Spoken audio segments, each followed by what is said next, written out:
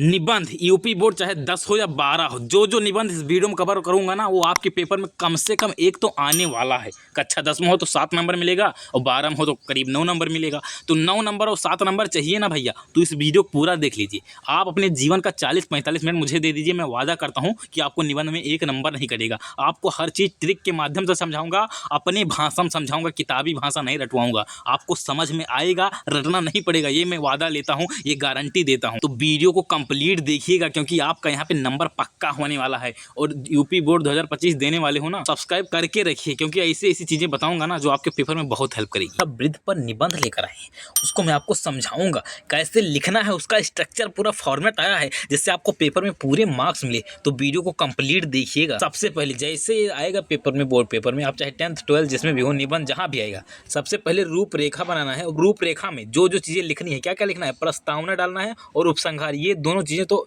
एकदम इंपॉर्टेंट है। इसके बिना आपका जो है निबंध का कोई मतलब नहीं है। तो प्रस्तावना और उपसंहार दोनों चीजें होनी चाहिए। अब बीच में क्या है, भारत में जनसंख्या वृद्धि। तो सबसे पहले हम भारत देश से हैं, तो भारत देश में जनसंख्या वृद्धि का क्या हाल चल रहा है उसके बारे में लिखना है। फिर जनसंख्या वृद्धि के कारण लिखना है, फिर जनसंख्या वृद्धि के नुकसान लिखना है, फिर समाधान लिखना है। तो इतनी चीजें लिखेंगे रूपरेखा में। रूपरेखा में क्लास 12th की बात करें तो रूपरेखा लिखने पर 2 नंबर एग्जामिनर आपको ऐसे ही दे देता है। तो इतनी चीजें आपको पता होनी चाहिए। जब इतनी चीजें पता रहेंगी तो इन्हीं को आपको आगे बढ़ा के लिखना है। अब प्रस्तावना में क्या लिखना है, प्रस्तावना में मतलब ये होता है कि एक ओवरव्यू दे दीजिए। जनसंख्या वृद्धि जैसे कुछ भी निबंध है, शिक्षा निबंध आए तो शिक्षा निबंध के बारे में, शिक्षा के बारे में थोड़ा ओवरव्यू दे दीजिए, वही प्रस्तावना है।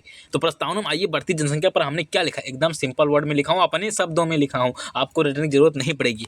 प्रस्तावना में मैंने लिखा है कि बढ़ती जनसंख्या आज के समय की एक प्रमुख समस्या बन चुकी है। बात सही कि नहीं है। यह विषय न केवल विकासशील देशों के लिए है, विकासशील जैसे अपना देश जो है विकासशील की श्रेणी में आता है, विकासशील देशों के लिए, बल्कि विकसित देशों के लिए भी चिंता का विषय है। बढ़ती जनसंख्या के कारण प्राकृतिक संसाधनों पर अत्यधिक दबाव पड़ता है जिससे आर्थिक, सामाजिक और पर्यावरणीय समस्याएं उत्पन्न होती हैं। इतनी चीजें लिख देनी है। अब कितना अच्छा से मैंने यहाँ पे लिखा है, बढ़िया चीजें लिखा है, अपने वर्ड में लिखा हूँ, किताबी भाषा यहाँ पे नहीं लिखा गई है।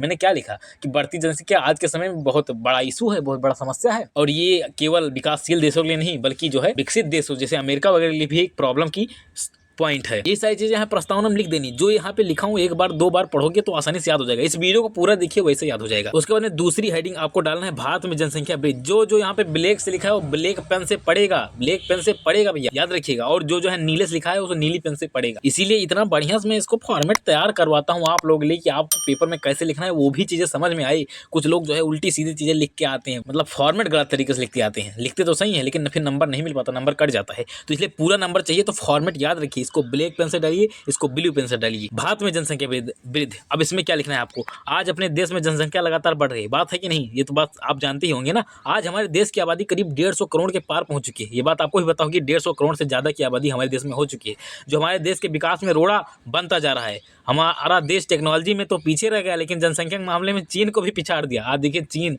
डीप सीक वगैरह एआई बना रहा है, लेकिन हमारा देश पिछड़ता जा रहा है। जनसंख्या बढ़ाते जा रहे हैं और एआई पे आई की मतलब ही नहीं है, सब में पिछड़ते जा रहे हैं। तो यही सारी चीजें भारत में जनसंख्या वृद्धि में लिख देना है। अब जनसंख्या वृद्धि के कारण, इसमें 2-3 कारण लिख दीजिएगा। 3 कारण लिखा हूँ, बढ़िया कारण लिखा हूँ जिसको पढ़ के आपको तुरंत समझ में आ जाएगा, हाँ जनसंख्या वृद्धि के ये कारण हो सकते हैं।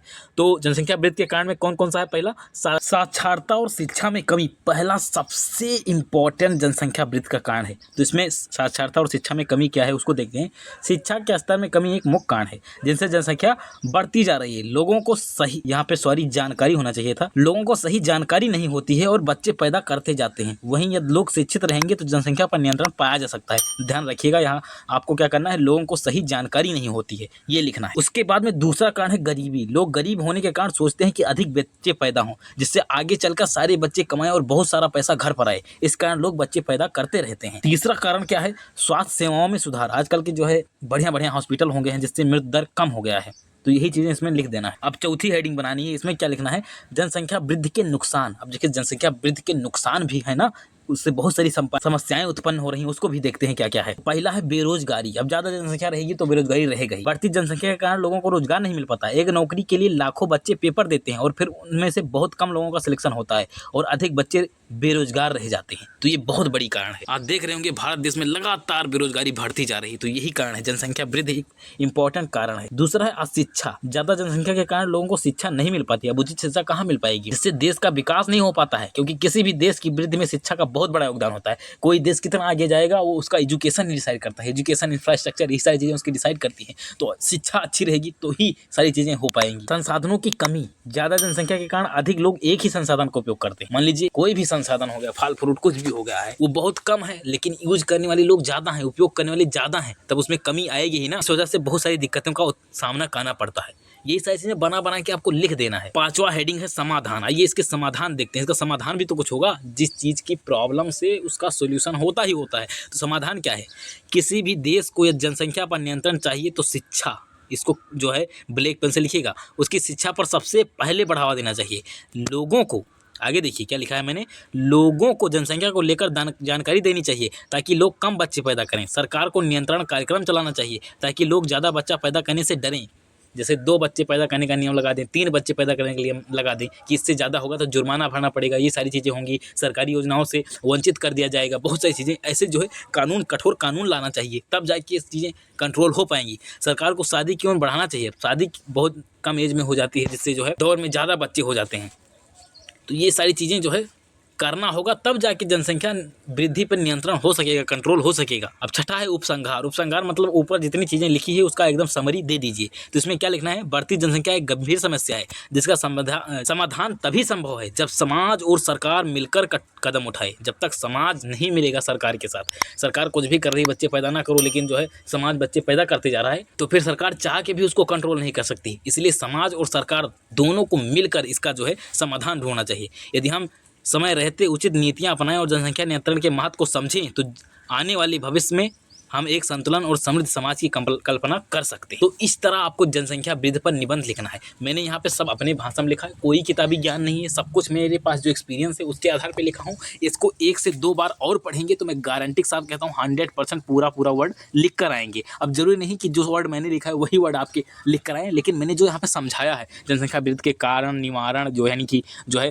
कैसे इसको समाधान करना है, ये सारी चीज़ें आपको पता होनी चाहिए। इतनी चीज़ें पता रहेंगी तो आप आसानी से जाके वहाँ पे कर ले जाएंगे। आज के इस वीडियो में हम पर्यावरण पर निबंध लेकर आएंगे। ये निबंध लगभग 99% पूरा चांस है कि आपके पेपर में देखने को मिलेगा। यूपी बोर्ड का चाहे 10th देर हो चाहे 12th, आपके पेपर में निबंध दिख सकता है।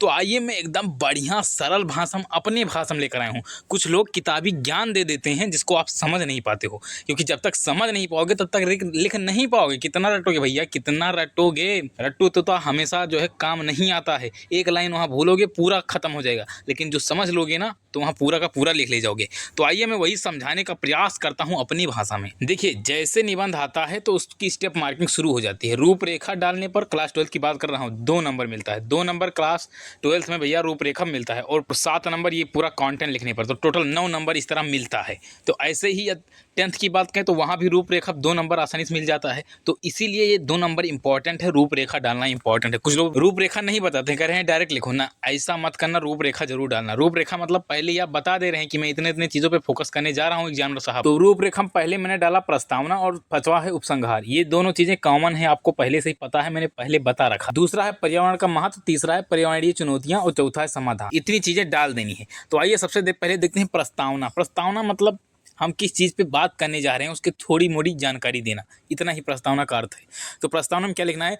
पर्यावरण हमारे जीवन का आधार है। बात सही है कि नहीं? पर्यावरण हमारे जीवन का आधार है। थोड़ा बड़ा कर दे रहा हूँ। यह हमारे चारों ओर मौजूद हवा, पानी, मिट्टी, पौधे और जानवरों का समूह है। पर्यावरण क्या है? हमारे चारों तरफ जो हवा है, यही सारी चीज़ें जो है पर्यावरण है, जो हमें जीवन जीने के लिए आवश्यक सभी संसाधन प्रदान करता है। पर्यावरण हमें जीवन जीने के लिए सारी चीज़ें प्रदान करता है। पर्यावरण का मतलब है हमारे आसपास का प्राकृतिक परिवेश। इतना आप चाहें यहीं तक लिख सकते हैं, और या चाहें तो आगे भी लिख सकते हैं। यह हमें न केवल भोजन, पानी और वायु देता है, बल्कि मन को शांति भी प्रदान करता है। इतना आप प्रस्तावना में लिख देंगे बेटा। उसके बाद में दूसरी हेडिंग आपको डालनी है, जो है ब्लैक से है उसको ब्लैक पेन से लिखना है बेटा।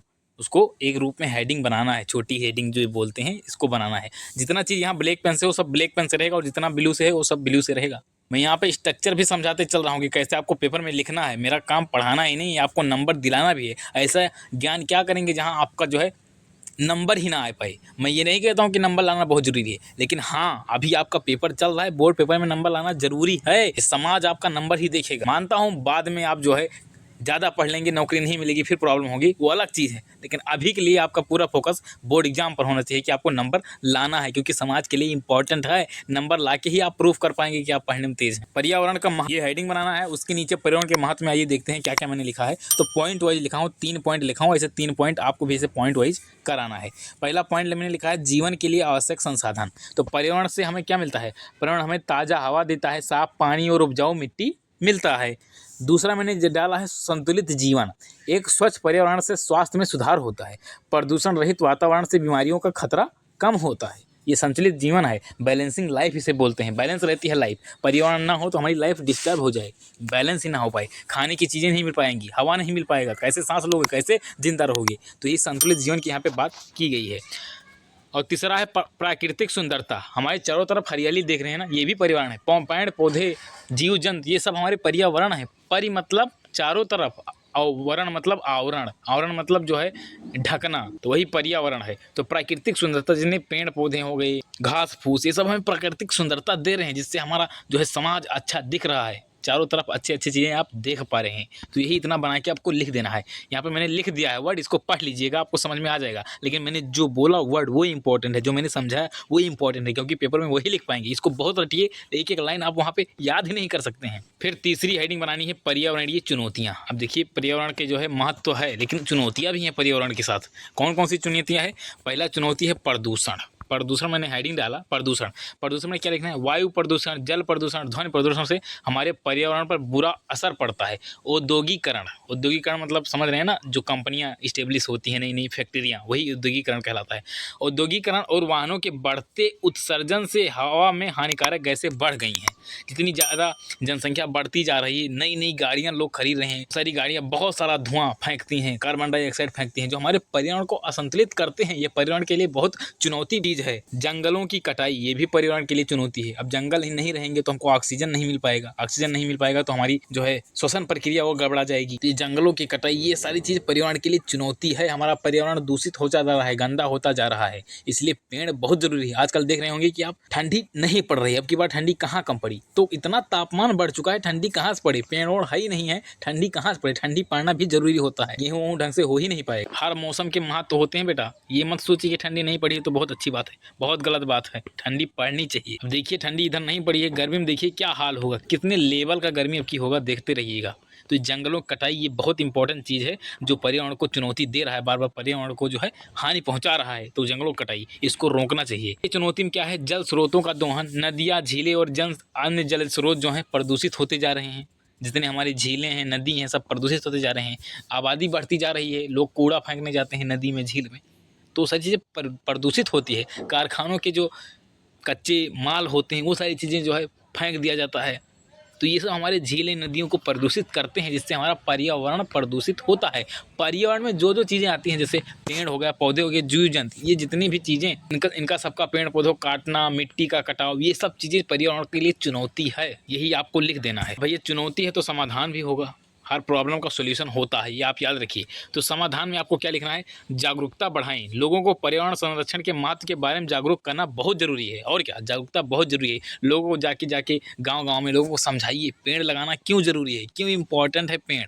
हर इंसान को समझाइए कि जो है कूड़ा नदी में ना फेंके, एक सही स्थान पे फेंके जहाँ बाद में जलाया जा सके, और जो रिसाइकिल वाली चीज़ें हो रिसाइकिल किया जा सके। ये सारी चीज़ें लोगों को बढ़ावा देंगे, पढ़ाएंगे, शिक्षा बढ़ाएंगे, तभी होगा, जागरूक करेंगे तभी इसका समाधान हो पाएगा। दूसरा है पेड़ लगाएं, अधिक से अधिक पेड़ लगाकर हम पर्यावरण में संतुलन बनाए रख सकते हैं। पेड़ लगाना, मैं तो सबसे इंपॉर्टेंट इसी को मानता हूँ, पेड़ लगाना। पर्यावरण को सुंदर बनाना है, संरक्षित करना है, सुरक्षित बनाना है, तो पेड़ लगाना पड़ेगा। जितना ज़्यादा पेड़ रहेगा उतनी हमारे जो है पर्यावरण हरा भरा रहेगा, और साथ में अच्छी हवा मिलेगी, सांस हम अच्छे से ले पाएंगे, अच्छे से जीवन यापन कर पाएंगे। और अगला आप लिख सकते हैं साफ सफाई बनाए रखना। घर, स्कूल, कार्यालय और सार्वजनिक स्थानों पर साफ सफाई का विशेष ध्यान रखना चाहिए। जब तक ध्यान नहीं रखेंगे साफ सफाई, तब तक गंदगी बढ़ती जाएगी और हमारा वायु प्रदूषित होता रहता है, जल भी प्रदूषित होगा, सारी चीज़ें प्रदूषित होती रहेंगी, और आपको बहुत तरह की बीमारियां भी इससे भी हो जाती हैं। पर्यावरण प्रदूषित है तो बीमारी होना ही होना है। पांचवा है उपसंहार। अब देखिए उपसंहार में क्या लिखना है? अब उपसंहार में कुछ नहीं लिखना है, क्या लिखना है आइए दिखाता हूँ। पर्यावरण की सुरक्षा हम सभी की जिम्मेदारी है, बिल्कुल जिम्मेदारी है। हम एक नागरिक हैं और हमारी पूरी जिम्मेदारी है कि पर्यावरण को सुरक्षित बनाए रखें।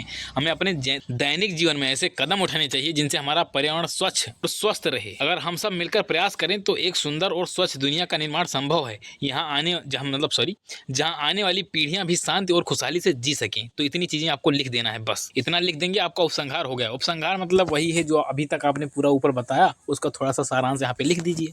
क्या क्या चुनौतियां हैं, थोड़ा बहुत ऐसे लिख दीजिए कि पर्यावरण बहुत ज़रूरी है, पर्यावरण से जो है दूषित रहेगा तो बहुत सारी बीमारियां हो सकती हैं, हमको जो है नुकसान पहुंच सकता है। इसलिए हर मनुष्य का धर्म है, दायित्व है कि पर्यावरण को सुरक्षित बनाए, कूड़ा करकट सही स्थान पर फेंके। यही सारी चीज़ें लिख देना है बस।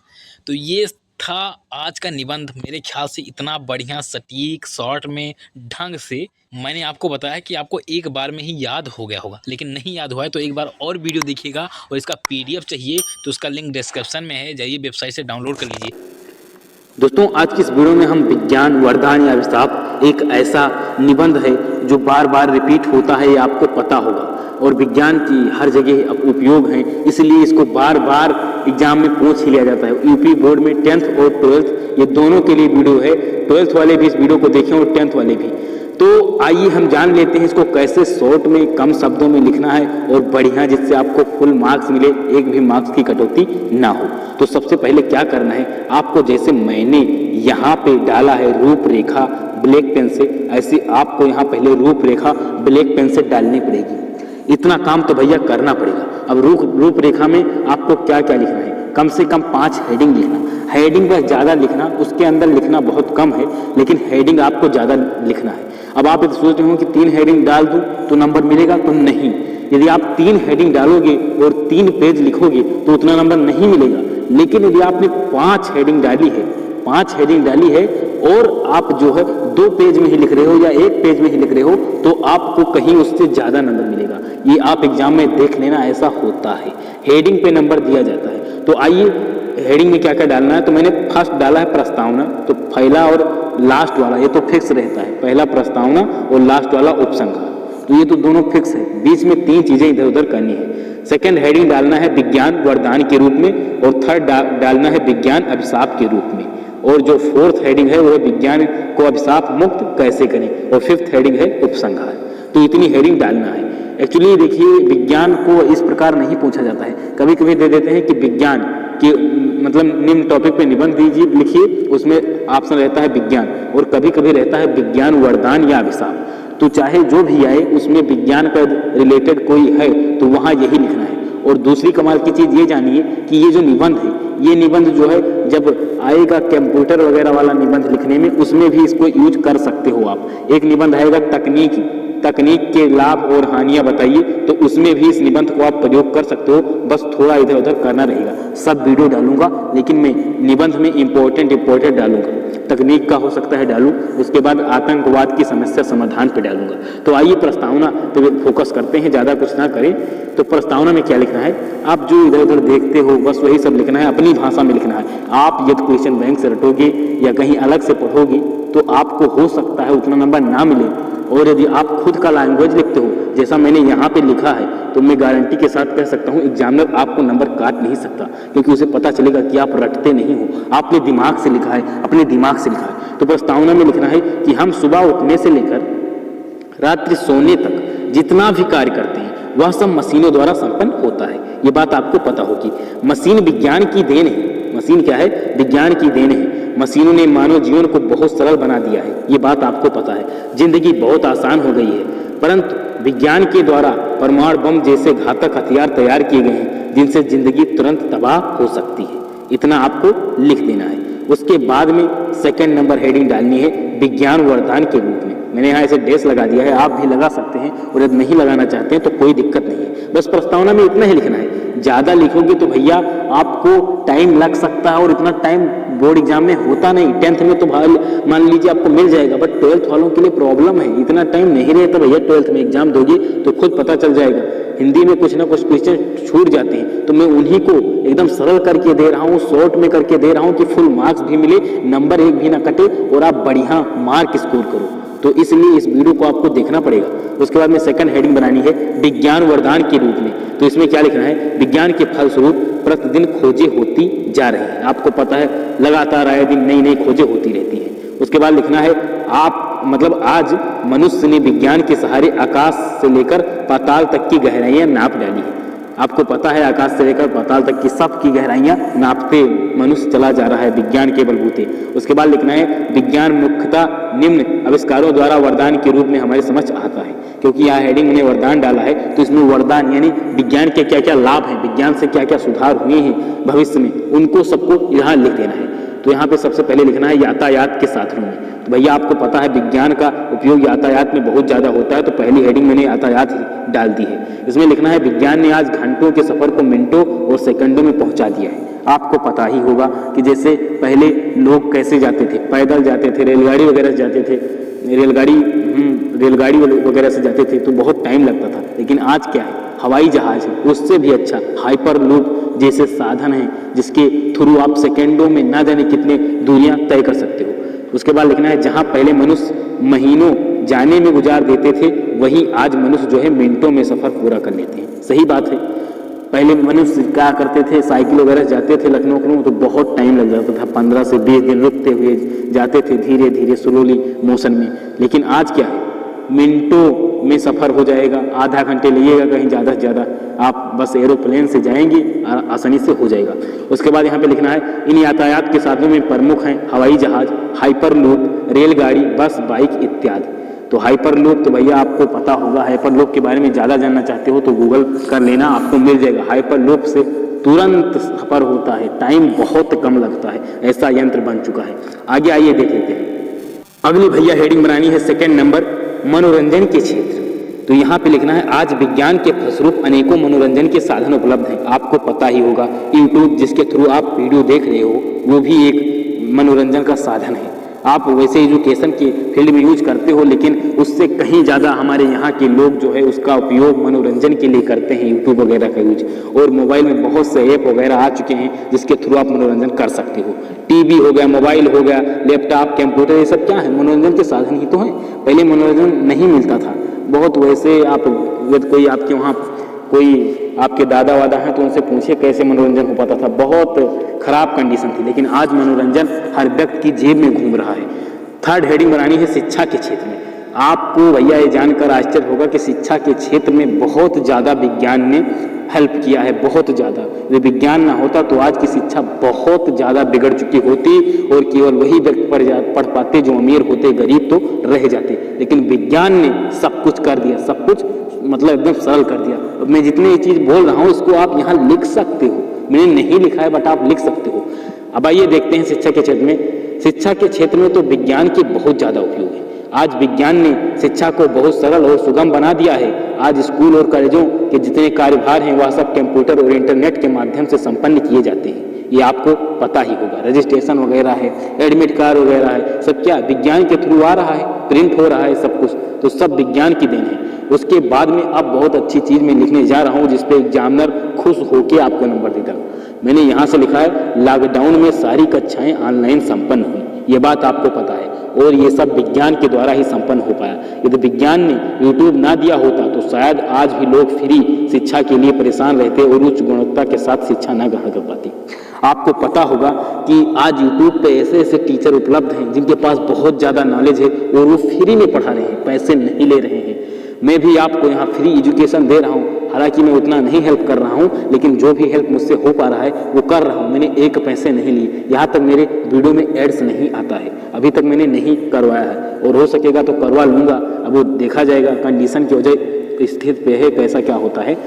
आगे आइए देखते हैं, ये सब चीज़ें आप इसमें बाकायदा लिख सकते हो कि जहाँ लोग पैसे देकर उतनी अच्छी शिक्षा नहीं प्राप्त कर सकते थे, आज यूट्यूब के थ्रू फ्री में, एकदम फ्री में निःशुल्क एजुकेशन, वो भी अच्छा, बहुत अच्छा एजुकेशन प्राप्त कर रहे हैं। इसके थ्रू आप कोई भी तैयारी कर सकते हो, चाहे जो भी तैयारी करना है यूट्यूब से आप कर सकते हो। लेकिन उसके साथ में एक चीज़ जरूर है कि आपको खुद दृढ़ निश्चय देना होगा, बहुत ज़्यादा मेहनत करनी पड़ेगी। यदि आप किसी जॉब की तैयारी करना चाहते हो यूट्यूब से, तो इसके लिए तो भैया फिर आपको खुद ज़्यादा लगन लगाना पड़ेगा। यहाँ यूट्यूब से तो पढ़ना है, साथ में बहुत प्रैक्टिस करनी पड़ेगी। आइए आगे देखते हैं। 4th नंबर हेडिंग बनानी है कृषि के क्षेत्र में। तो विज्ञान से अनेकों आविष्कार हो पाए हैं और आज इन आविष्कारों के द्वारा कृषि कार्य बहुत सरल हो चुका है, बहुत सुगमता हो पाई है। आज आए दिन नए नए उपकरण कृषि यंत्र खोजे जा रहे हैं। आपको पता है ट्रैक्टर, ट्राली, पता नहीं क्या क्या, रोटावेटर, पता नहीं क्या क्या, बहुत से उपकरण आ चुके हैं जिनके थ्रू बहुत आसानी से, बहुत सरल तरीके से कार्य कृषि का हो जाता है। आगे आइए देख लेते हैं। आगे 3rd हेडिंग मैंने बनाया है विज्ञान अभिशाप के रूप में। अभी तक आपने बहुत सारे फायदे देखे, आपको मजा आया, आनंद आया, लेकिन अब इसके जो कमियां हैं उसको आइए जरा फोकस कर लिया जाता है।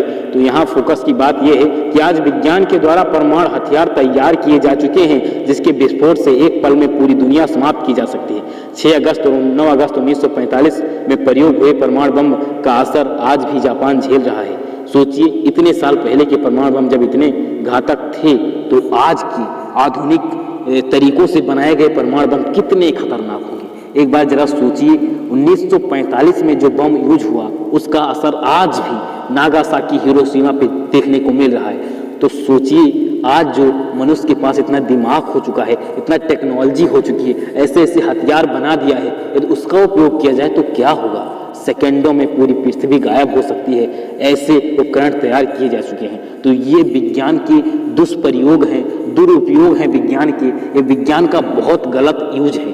अब आइए हम 4th हेडिंग में देखते हैं कि विज्ञान को भैया कैसे आप अभिशाप से मुक्त कर सकते हो, यानी केवल उसका उपयोग कर सकते हो सही चीज़ों में, गलत चीज़ों में। उसके बाद लिखना है कि विज्ञान को अभिशाप मुक्त कैसे करें। 4th हेडिंग यहाँ बनानी है। उसके बाद में लिखना है, वैसे तो विज्ञान के बहुत सारे अभिशाप हैं, परंतु यदि मनुष्य चाहे तो इन अभिशापों को रोक सकता है और यह बात मनुष्य की सोच पर निर्भर करती है। यदि विज्ञान को अभिशाप मुक्त करना है तो एक ही उपाय है कि सभी देशों को परमाणु हथियार जो है बनाने पर प्रतिबंध लगाना होगा और लोगों को केवल सकारात्मक दृष्टि से ही विज्ञान का इस्तेमाल करना होगा। इतना लिख दीजिएगा, ज़्यादा कुछ इसमें लिखने की जरूरत नहीं है। लास्ट हेडिंग है उपसंहार। ये मोस्ट इंपॉर्टेंट हेडिंग है, इसको ज़्यादा एग्जामिनर गौर करते हैं। प्रस्तावना और उपसंहार दोनों हेडिंग पे ज़्यादा फोकस किया जाता है। उपसंहार में लिखना है, विज्ञान एक तलवार है जिसको यदि कोई व्यक्ति चाहे तो अपनी रक्षा के लिए प्रयोग करे और या चाहे तो खेल खेल में अपने अंग काट सकता है। आपको पता है तलवार को यदि आप चाहें तो आप उसको यूज कर सकते हो अपनी डिफेंस के लिए, अपनी सुरक्षा के लिए, लेकिन यदि आप ही चाहो तो उससे खेल खेल में अपने सारे अंग काट सकते हो। ये बात आपको पता होगी। मनुष्य में 2 प्रवृत्ति होती है, एक तो दैवीय होती है, एक राक्षसी होती है। अब दैवीय का अर्थ होता है पॉजिटिव थिंकिंग और राक्षसी का अर्थ होता है निगेटिव थिंकिंग। यदि मनुष्य की राक्षसी प्रवृत्ति होगी तो वह विज्ञान का दुरुपयोग करेगा और जब दैवीय प्रवृत्ति होगी तो वह विज्ञान का सदुपयोग करेगा और भविष्य में विज्ञान के थ्रू अच्छे आविष्कार करेगा, दुरुपयोग नहीं करेगा, परमाणु बम नहीं बनाएगा। बहुत इंपॉर्टेंट टॉपिक है शिक्षा का महत्व पूछा जाता है। या तो लिखा रहेगा कि शिक्षा पर निबंध लिखो, या कभी कभी रहता है कि शिक्षा के महत्व पर निबंध लिखो। ऐसे शिक्षा के बारे में बहुत सारी चीज़ें आ जाती हैं, तो उन सारी चीज़ों को आज पूरा देखेंगे। शिक्षा से संबंधित कोई सा भी निबंध है, आपको यही लिखकर आना है। आइए देखते हैं निबंध में मैंने कैसे लिखा है और कितने अच्छे से अपने भाषा में लिखा हूँ। कुछ लोग किताबी ज्ञान उठा के चेप देते हैं जिसको पढ़ने में आपको कठिनाई होती है। किताब की भाषा जो होती है थोड़ा कठिन वर्ड में लिखा होता है जिसको आपको समझने में टाइम लगता है, आपको रटना पड़ता है। लेकिन जो खुद की भाषा होती है, यानी जो टीचर लिखता है, यानी जो मैं लिखा हूँ, वो भाषा में आप एक बार में ही याद कर लेंगे। तो इसीलिए ये सारी चीज़ें ज़रूरी होती है। आप यहाँ क्यों आए हैं? क्योंकि आप एक सस्ता चीज़ चाह रहे हैं कि एक बार में याद हो जाए और आप अच्छे से पेपर में लिखाएं, नंबर मिल जाए। तो पूरी कोशिश करूँगा कि आपको एक बार वीडियो देखने के बाद दोबारा वीडियो ना देखना पड़े और पूरा का पूरा शिक्षा पर निबंध तैयार हो जाए और आप पेपर में ढंग से लिखाओ। तो मैं गारंटी देता हूँ कि आप पूरा वीडियो देख लीजिए, आपको सब कुछ समझ में आ जाएगा। मैं यहाँ पे नोट्स तो फ्री में प्रोवाइड ही करवाऊंगा, उसकी दिक्कत नहीं है, लेकिन फिलहाल अभी मैं आपको समझाऊंगा जिससे आप बोर्ड पेपर में आसानी से लिख सकें। तो आइए देखते हैं शिक्षा के निबंध में मैंने क्या क्या लिखा है। तो सबसे पहले आपको रूपरेखा हेडिंग बनानी है। अब रूपरेखा में 5 चीज़ें लिखना है। पहला प्रस्तावना और 5वां उपसंहार। ये दोनों चीज़ें तो फिक्स ही है ना, हमेशा फिक्स रहता है, चाहे जो भी निबंध रहे ये दोनों चीज़ें फिक्स रहेंगी।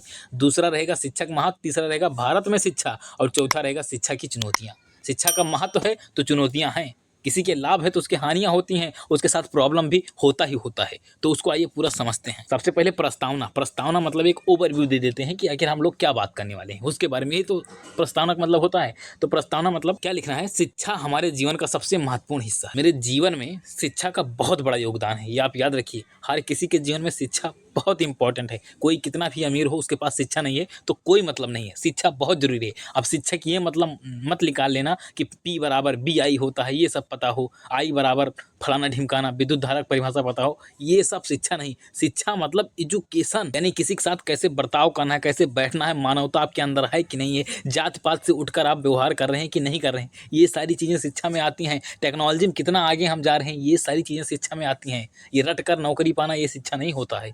तो यही है यहाँ पे, शिक्षा हमारे जीवन का सबसे महत्वपूर्ण हिस्सा है। यह हमें ज्ञान और समझ देती है जिससे हम अपने जीवन में सफल हो सकते हैं। अभी तो जो मैंने समझाया है ना, जो बोला है वही लिखाएंगे ना तो आपको पूरा नंबर मिलेगा। एग्जामिनर तुरंत जान जाएगा कि आपने समझ कर लिखा है, आप अपने भाषा में लिख रहे हैं। निबंध का यही मतलब होता है कि आप अपने भाषा में लिखें, आपको जो पता है उसको लिखें, ना कि रट के लिखाएं। आगे देखिए क्या है, शिक्षा से हम सीखते हैं कि अच्छे से कैसे रहना है, कैसे अपने समाज में सहयोग करना है और अपने जीवन को कैसे बेहतर बनाना है। यही सारी चीजें शिक्षा सिखाती है। दूसरा हेडिंग डालिए, शिक्षा का महत्व। शिक्षा के महत्व में आपको क्या लिखना है? पहला, ज्ञान प्राप्त। शिक्षा हमें नई बातें सीखने का मौका देती है। बात है कि नहीं, शिक्षा जो है नई चीज़ें सीखने का मौका देती है। इससे हम अपनी जिज्ञासा को शांत कर सकते हैं। हमारे अंदर जो जिज्ञासा उत्पन्न होती है वो शिक्षा के माध्यम से शांत हो जाता है और नई जानकारी प्राप्त कर सकते हैं। फिर है व्यक्तिगत विकास। अच्छी शिक्षा से हमारा व्यक्तित्व निखरता है। एकदम सही बात है। यदि आपके अंदर एजुकेशन आ गया ना तो आपका डेवलपमेंट जो है अपने आप हो जाएगा, आपकी विकास जो है खुद ब खुद हो जाएगा। तीसरी हेडिंग क्या डालनी है? समाज में योगदान। शिक्षा से हम अच्छे नागरिक बनते हैं। हम समाज के नियमों और संस्कारों को समझते हैं जिससे समाज में शांति और सहयोग बना रहता है। यदि आप शिक्षित नहीं हैं तो आप समाज को समझ नहीं पाएंगे। समाज क्या चाह रहा है आप उसको डील ही नहीं कर पाएंगे, और जब तक समाज को नहीं डील करेंगे इस समाज में रहने लायक नहीं रहेंगे। इसलिए समाज में योगदान देना शिक्षा का बहुत बड़ा हाथ है। इसलिए शिक्षा बहुत जरूरी है। यदि समाज में ढंग से रहना है, इज्जत पाना है, इज्जत कमाना है तो उसके लिए शिक्षा बहुत जरूरी है। रोजगार के अवसर। आजकल क्या, शुरू से भारत में तो रोजगार के अवसर के लिए ही लोग पढ़ाई कर रहे हैं। आप भी पढ़ाई कर रहे हो, केवल उसका एक ही मकसद है कि नौकरी लेना है। मैं नहीं कहता हूँ कि गलत बात है, बिल्कुल सही बात है, लेकिन शिक्षा जो रियल शिक्षा है उसको जानिए। बहुत सारे लोगों से मैं ऐसे मिलता हूँ, कुछ टीचर भी हो गए, उनको तमीज़ तक नहीं होती कि किसी से कैसे रिस्पेक्ट देना है, कैसे बोलना है, क्या करना है, लेकिन वो पैसा बहुत कमा रहे हैं। तो ऐसे क्या फ़ायदा? कोई मतलब नहीं है ऐसी शिक्षा का जहाँ आप रिस्पेक्ट ना दे पा रहे हैं सामने वाले को। कुछ शिक्षक तो जात पात में विश्वास करते हैं, भेदभाव करते हैं। ऐसे शिक्षा क्या मतलब जब आपने जात पात को पढ़ लिया है? तो वो शिक्षा नहीं है, वो केवल वो रोजगार के लिए पढ़े हैं बस। उन्होंने शिक्षा नहीं कमाया है, एजुकेशन नहीं कमाया है। आपको एजुकेशन कमाना है, नौकरी तो अपने आप मिल जाएगी।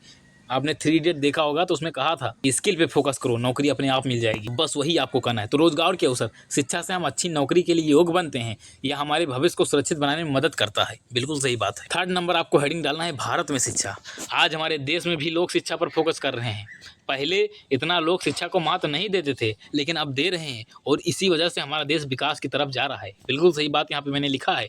पहले लोग शिक्षा को इतना फोकस नहीं करते थे जितना आज कर रहे हैं। आज गांव-गांव में देख रहा हूँ लाइब्रेरी ओपन हो रहा है। मैं तो लाइब्रेरी को, ठीक है, अच्छी बात है, गाँव में जो है डिस्टर्बेंस हो जाता है, लाइब्रेरी खुल रही बहुत अच्छी बात है, लेकिन जिसके पास सुविधा है, साधन है, घर पर पढ़ सकते हैं, वो फर्जी लाइब्रेरी में जा रहे हैं। उनके लिए लाइब्रेरी कोई महत्व नहीं है, वो केवल AC का मजा लेने जा रहे हैं। लेकिन यदि आपकी परिस्थितियाँ सही नहीं है, आप चाहे जैसा लड़ना चाह रहे हैं तो आप घर पे बैठ कर भी पढ़ सकते हैं, भूसैले में बैठ के पढ़ सकते हैं, खेत में बैठ के पढ़ सकते हैं। जुनून होना चाहिए, पढ़ाई हो जाएगी। तो पहले शिक्षा कितना महत्व नहीं था, आजकल तो हर जगह शिक्षा का महत्व हो चुका है। हर व्यक्ति जो है पढ़ता ही पढ़ता है। लेकिन अभी भी हमारे देश का, लेकिन आगे देखिए, अब ये तो अच्छी बात है कि लोग शिक्षा फोकस दे रहे हैं, लेकिन अभी भी हमारे देश की शिक्षा व्यवस्था को सुधारना होगा, क्योंकि हमारे देश की शिक्षा व्यवस्था उतना काबिल नहीं है जितना एक ताकतवर देश होता है। एकदम सही बात मैंने यहाँ पे लिखा है कि एक ताकतवर देश जो होता है वो शिक्षा का ये मतलब नहीं निकालता है कि केवल आपको नौकरी लेना है, गवर्नमेंट जॉब लेना है, ये मतलब नहीं निकालता है। अमेरिका की शिक्षा व्यवस्था देख लीजिए, वहाँ पे स्किल बेस्ड एजुकेशन है, स्किल बेस्ड। यदि आपके अंदर स्किल आ जाएगी तो खुद ब खुद आप रोजगार क्रिएट कर देंगे, रोजगार बना देंगे, दूसरों को रोजगार देने योग्य हो जाएंगे, ना कि किसी से नौकरी मांगने जाना पड़ेगा। तो अमेरिका वगैरह जो विकसित देश है वहाँ की शिक्षा इसी तरह है, स्किल्ड बेस है। लेकिन हमारे देश की शिक्षा रटो फेंको हटाओ इस पे है बस। कोई जो 10 साल पहले पेपर दिया था, आज मैं उससे क्वेश्चन पूछ लूँगा तो नहीं बता पाएंगे। क्यों? क्योंकि उन्होंने उतना ही पढ़ा जिससे उनकी नौकरी लग जाए। उन्होंने इतना नहीं पढ़ा कि हमेशा याद रहे। उनके पास ज्ञान नहीं है, केवल रट के उन्होंने नौकरी लिया है। आइए अगली हेडिंग देखते हैं, शिक्षा की चुनौतियाँ। आज के समय में सभी को गुणवत्तापूर्ण शिक्षा मिलना एक बड़ी चुनौती है। बिल्कुल सही बात है। कई जगहों पर शिक्षा की सुविधाएं पूरी तरह से उपलब्ध नहीं है। आज भी मैं जिस गांव में रहता हूं, अपने गांव बता रहा हूं, करीब 5 से 6 किलोमीटर के भीतर एक अच्छा स्कूल नहीं है जहां पे पर्याप्त टीचर हों। एक ही टीचर है जिसके भरोसे पूरा 9, 10, 11, 12 चल रहा है। ऐसे ऐसे स्कूल देख रहा हूँ। एक बड़ा स्कूल जहाँ से मैंने पढ़ाई किया था वहीं की बात बता रहा हूँ, अभी भी वहाँ ऐसी हालत है कि वहाँ ढंग से टीचर नहीं है। कभी क्लास चलती है, कभी नहीं चलती है। तो ये सारी चीज़ें हैं, प्रॉब्लम हैं, लेकिन इसकी अब सोल्यूशन आ गया है। सोल्यूशन क्या आ गया है? यूट्यूब से पढ़ लेते हैं।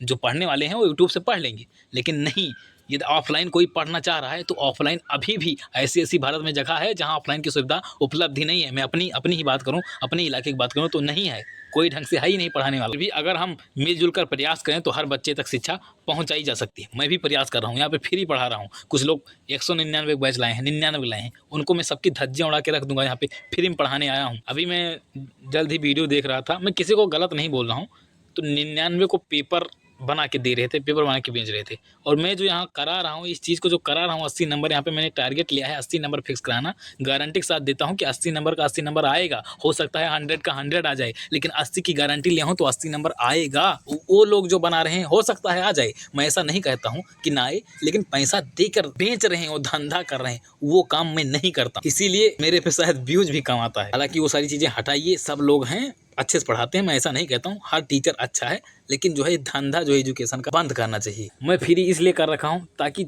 कोई भी हो, क्योंकि मैंने अपने आसपास का अभी भी हालत देख रहा हूँ कैसी हालत है यहाँ, इसलिए फ्री कर रखा हूँ। कुछ दिन पहले आपने देखा होगा मैं अनअकैडमी में पढ़ाता था, वहाँ से भी मैंने रिजाइन कर दिया, छोड़ दिया। यहाँ फ्री में पढ़ाने बैठा हूँ ताकि हर बच्चा पढ़ सके। आइए पांचवा देखते हैं उपसंहार। फर्जी बात नहीं करते हैं, टाइम आपके पास नहीं है, मेरे पास भी नहीं है। उपसंहार में लिखना है, शिक्षा न केवल हमारे व्यक्तित्व विकास के लिए जरूरी है, व्यक्तित्व मतलब व्यक्तिगत विकास के लिए जरूरी है, बल्कि यह पूरे समाज के विकास में महत्वपूर्ण भूमिका निभाती है। सही बात है। हमें चाहिए कि हम शिक्षा का सम्मान करें और इसे अपने जीवन में सर्वोपरि स्थान दें। अच्छी शिक्षा से ही हम एक उज्जवल और समृद्ध समाज का निर्माण कर सकते हैं। एकदम सही बात है। जब तक शिक्षा नहीं रहेगी तब तक किसी देश का विकास नहीं हो सकता, किसी समाज का विकास नहीं हो सकता। शिक्षा बहुत जरूरी है।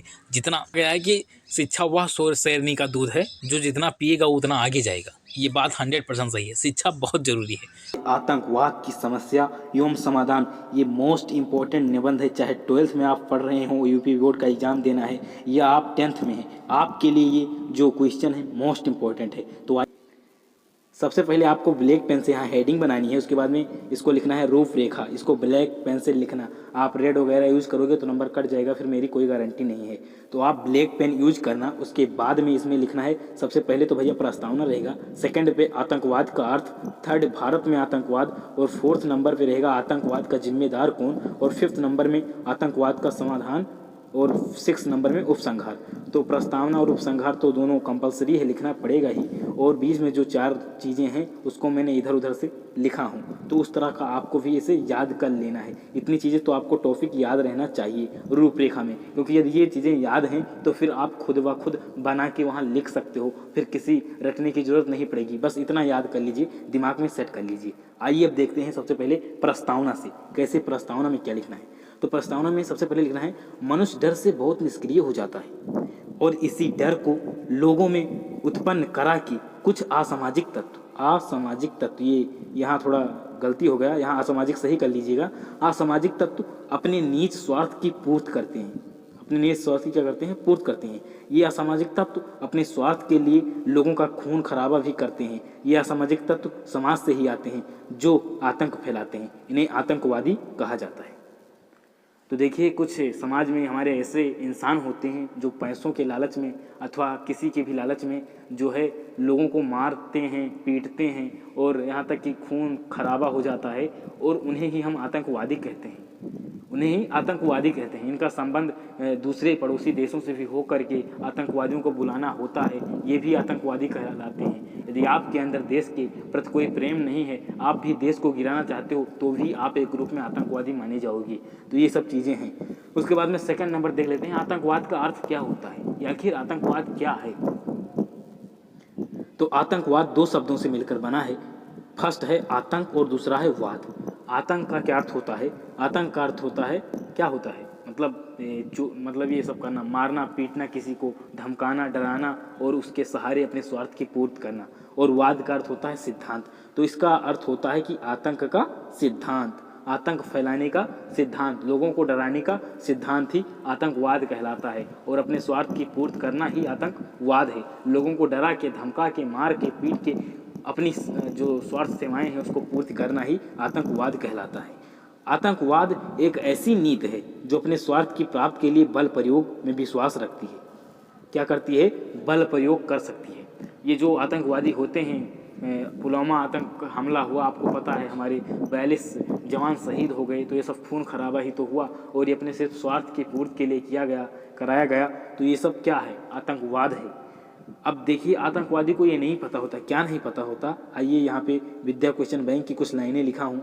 कौन कहता है कि मौत को अंजाम होना चाहिए, जिंदगी को जिंदगी का पैगाम होना चाहिए? ये बात आतंकवादी नहीं जानते हैं। और मैं फिर आपको कह रहा हूँ कि ये कोटेशन इसे कहा जाता है। इसको आपको पेपर में लिखने से मार्क्स बढ़ जाता है, क्योंकि एग्जामिनर इसी पे फोकस करेगा और सभी चीज़ों पे नहीं करेगा। तो इसको हो सके तो ज़रूर लिखना, इसको याद रख कर लीजिए कि कौन कहता है कि मौत को मौत का अंजाम होना चाहिए, ज़िंदगी को ज़िंदगी का पैगाम होना चाहिए। उसके बाद में 3rd नंबर है भारत में आतंकवाद। अब भारत में आतंकवाद, अपने देश की बात आ गई तो इसमें मुझे ज़्यादा कुछ बोलना पड़ेगा। तो आइए इसको हम बढ़ा चढ़ा के लिखते हैं, अपनी भाषा में लिखते हैं। हम सब लोगों ने जो भी चीज़ें फेस की हैं, जो समस्याएं फेस की हैं, उसको आइए हम देखते हैं। तो देखिए, स्वतंत्रता प्राप्त के बाद भारत के विभिन्न भागों में आतंकवादी संगठनों द्वारा आतंकवादी हिंसा फैलाई गई। स्वतंत्रता के बाद देश का विभाजन हो गया। देखिए, अंग्रेज तो चले गए, लेकिन उनकी जो नीति थी फूट डालो और राज करो, उसको दे गई। हमारे देश को बांट दिया, एक पाकिस्तान और एक भारत। और इसी कारण आतंकवाद भारत में बहुत ज़्यादा फैल गया। पड़ोसी देश जो पाकिस्तान है, आए दिन लगातार हमले करवाता रहता है। कभी पुलवामा अटैक तो कभी कुछ, कभी कुछ तो कभी कुछ। आइए अब आगे इसको देखते हैं, कैसे मैंने एक्सप्लेन किया है उसको ज़रा समझते हैं। इस कारण आतंकवादी गतिविधियों में बहुत तीव्रता से वृद्धि हो गई। पाकिस्तानी तत्वों द्वारा प्रेरित आतंकवाद आए दिन 15 अगस्त, 26 जनवरी जैसे महान पर्वों पे होता रहता है। आद दिवसों पर हमले करते रहते हैं। इन्होंने कश्मीर को आतंकवादी गतिविधियों का केंद्र बनाया हुआ है। कोई ऐसा दिन नहीं होता कि जिस दिन समाचार पत्र में किसी आतंकवादी घटना में 10-5 लोगों के मारे जाने की खबर न छपी हो। हाल ही के वर्ष में संसद पर हमला हुआ, पुलवामा जैसे आतंकी हमले में, जिसमें हमारे 42 जवान शहीद हो गए। आपको पता है 42 जवान हमारे जो हैं वो शहीद हो गए थे इस पुलवामा आतंकी हमले में। तो इससे क्या फ़ायदा हुआ? पाकिस्तान अपनी स्वार्थ की पूर्ति कर रहा था। पाकिस्तान की जो आतंकवादी हैं, पाकिस्तान पाल रहा है जिन आतंकवादियों को, वो लोग। लेकिन उसका हमने मुंह तोड़ जवाब दिया। लेकिन फिर क्या फ़ायदा ऐसे खून खराबे से? हमारे इधर 42 जवान मारे गए, उनके घर को कौन समझ सकता है, उनके दर्द को? तो ये सब चीज़ें हैं, तो इसको आप लिख देना। यहाँ पे देखिए, मैंने डार्क जो कट किया है, यहाँ पे ध्यान दीजिए, यहाँ पे। तो इसको मैंने इसलिए कट किया कि मैं आपको समझाना चाहता हूँ कि ऐसा कट कभी पेपर में मत करना। मान लीजिए कोई चीज़ गलत हो जाती है तो उसको एक टिक ऐसे कर सकते हो, यहाँ पे ऐसे कर सकते हो, या 2 कर देना ज़्यादा से ज़्यादा बस, जिससे आपके कॉपी में कोई प्रभाव ना पड़े। अब आप ऐसे पूरा पोते जा रहे हो, ऐसे ऐसे ऐसे ऐसे, तो इससे वहाँ गलत प्रभाव पड़ेगा और एग्जामिनर हो सकता है आपके नंबर काट दे। आगे आइए देख लेते हैं। अगला है आतंकवाद का जिम्मेदार कौन? तो यह जिम्मेदार अब इसका कौन है, इसके बारे में मैं आपको कुछ बता रहा हूँ। देखिए, आतंकवादी संस्थानों का आश्रय देने वाला अमेरिका भी अंततः अपने खोदे हुए गड्ढे में खुद गिर गया। आपको पता है अमेरिका के प्रसिद्ध शहर न्यूयॉर्क में 2001 को हुआ था हमला, आतंकवादी हमले हुए। भारत सालों से चीख कर कह रहा था कि पाकिस्तान अमेरिका द्वारा दी गई आर्थिक सहायता का उपयोग अस्त्र के निर्माण में, परमाणु बम के निर्माण में और भारत के खिलाफ आतंकवादी हमले कराने में कर रहा है। तब पाकिस्तान को ये नहीं दिखाई दिया गया है। जाके पाँव ना फटी विवाई, वो क्या जाने पीर पराई। जिसके साथ कुछ घटना हुई नहीं गलत, जिसको कुछ दर्द हुआ नहीं, वो दूसरों के दर्द को कभी समझ नहीं सकता। शायद 2001 के बाद अमेरिका ढंग से समझ गया कि आतंकवाद क्या होता है और आतंकवाद को ख़त्म करना चाहिए। अब आइए देखते हैं। ये तो 4th हेडिंग मैंने कंप्लीट करा दी। 5 हेडिंग जो है वो है आतंकवाद का समाधान भैया कैसे हो सकता है। यदि समस्या है तो उसका समाधान जरूर होगा। तो अब कैसे होगा आइए हम जान लेते हैं। अगली हेडिंग है आतंकवाद का समाधान। आतंकवाद की समस्या को समाधान करने के उपाय सभी राष्ट्र को आपस में प्रेम पूर्वक होकर रहना चाहिए। एक ही उपाय है, जब तक आपस में सारे देश एकजुट नहीं होंगे, प्रेम पूर्वक नहीं रहेंगे, तब तक आतंकवाद नहीं समाप्त किया जा सकता है। कोई राष्ट्र दूसरे राष्ट्र के आंतरिक मामले में हस्तक्षेप ना करे, कोई राष्ट्र परमाणु बम जैसे हथियार ना बनाए, आतंकवादी जैसी संस्था को चलाने वाले प्रमुख लोगों के ऊपर सशक्त कार्रवाई की जाए। सीमा पार से जो आतंकवादी आते हैं उनको रोकने के लिए सीमा सुरक्षा बल यानी BSF के सैनिकों में वृद्धि करनी चाहिए। हमारे CRPF के जो जवान होते हैं, BSF के जो जवान होते हैं और आर्मी के जितने भी ये सब जवान हैं, इन सब की संख्या में वृद्धि करनी चाहिए, जिससे कि कोई भी देश साहस ना कर सके आतंकवादी फैलाने का हमारे ऊपर। तो इन सब के लिए व्यवस्था की जानी चाहिए। और अगला मैंने बहुत इंपॉर्टेंट हेडिंग लिखी है जो शायद आपको पसंद आए, सैनिकों के वेतन में वृद्धि करनी चाहिए, जिससे ज़्यादा से ज़्यादा युवा सेना में भाग लेना चाहें और देश की सेवा करें। देखिए आर्मी की वैसे देश की सेवा के लिए सैलरी क्या, वैसे सब लोग देश से प्रेम करते हैं, देश की सेवा करनी चाहिए बिना सैलरी के।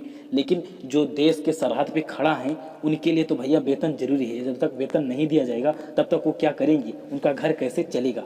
और मैं ये कह सकता हूँ कि उनको सबसे ज़्यादा सैलरी दी जानी चाहिए थी, जिससे कि हर युवा यानी आप लोग जो भी इंजीनियरिंग करना चाहते हैं, जो अलग चीज़ में जाना चाहते हैं, वो सभी लोग एक बार सेना की तरफ जाने की कोशिश करें, उसको प्रयास करें। और वेतन जब ज़्यादा रहेगा तभी करेंगे।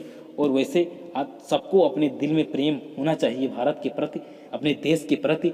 और लेकिन यदि बात आती है जवानों की, तो उनके लिए भैया वेतन की वृद्धि तो ज़रूरी है, तो जिससे कि ज़्यादा से ज़्यादा युवा जा सकें CRPF में, BSF में।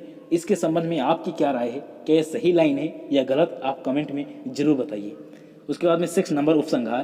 तो उपसंहार में ज़्यादा कुछ नहीं लिखना है, बस यह लिख देना है कि यह एक विडंबना है कि महावीर बुद्ध गुरु नानक की जन्मभूमि पिछले कुछ दशकों से अधिक अशांत है। हमारे देश में आतंकवाद का सबसे प्रमुख कारण राजनीति है।